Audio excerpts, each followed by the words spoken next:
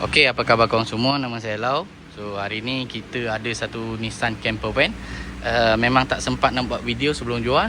So I dah buat video sebab tu ni van ni dah jual dah. Pasal customer datang sebelum ni memang beli unregistered, kita bawa balik daripada Jepun. Lepas tu parking kat kita sini. Mulanya dia ingat nak servis, lepas tu ingat nak jual.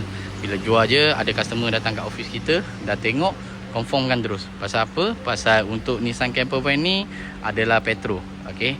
Dia adalah menggunakan petro dan 2.4 cc dia rendah, protect pun murah. Lepas tu ini adalah original camper van daripada Jepun. Okey, kat belakang satu bunk bed, kat tengah ni ada satu meja. Okey. Boleh duduk hadap menghadap. Lepas tu belakang boleh jadikan katil penuh, dengan atas tu boleh tidur satu budak-budak. Okey. Kesemuanya control panel ada dekat atas. So ni adalah untuk lampu semualah. Okey, yang kat depan bawah ni ni adalah tempat sinki untuk kita boleh cuci muka semua. Ni adalah peti ais. Okey, peti ais ni komplit lah. Semua dia boleh freezer dengan tak ada freezer tu. Okey, aircon belakang ada. So untuk customer ni dia dah pasangkan ventilation fan. Okey, kipas ventilation dah ready kan. Lepas tu siap dengan awning.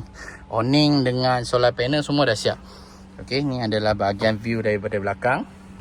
So kita nampak lah, walaupun van ni kecil tapi dia komplit. Tapi satu benda yang penting aku nak bagi tahu, van ni adalah van original camper van.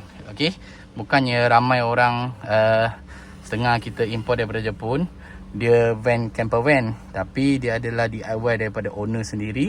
Tapi untuk unit ni yang paling special, dia adalah original camper van daripada factory.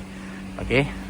Owner dah siap, owner lama dah siap dengan awning, dah siap dengan solar panel yang besar. Lepas tu ventilation semua dah komplit.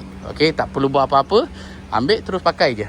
Saiz tayar pun saiz 15. So owner lama menggunakan saiz Michelin lah. Okey, bunga banyak lagi. Okey, tapi untuk kereta ni untuk camper van ni dah jual dah. So kita cuma sekadar tunjuk condition dengan model-model yang kita sedia ada.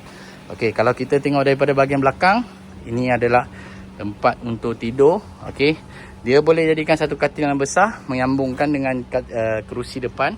So dia akan jadikan satu katil yang besar.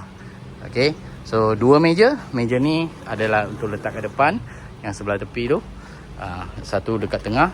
So dia ada dua meja, kita boleh menggunakan dia. Okey, dekat sebelah tepi macam ni lah. Van ni agak kecil sikit, so dia compact, tapi dia apa yang sepatut ada semua dia ada. Okey, jangan risau.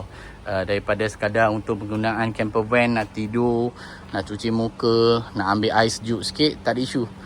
Semua boleh ambil. Okey. Okey, ni adalah meja yang kita boleh turun kat bawah. Tadi ada tunjuk. Okey, cara turun kat bawah. So belakang ada satu meja. Ini semua spek original.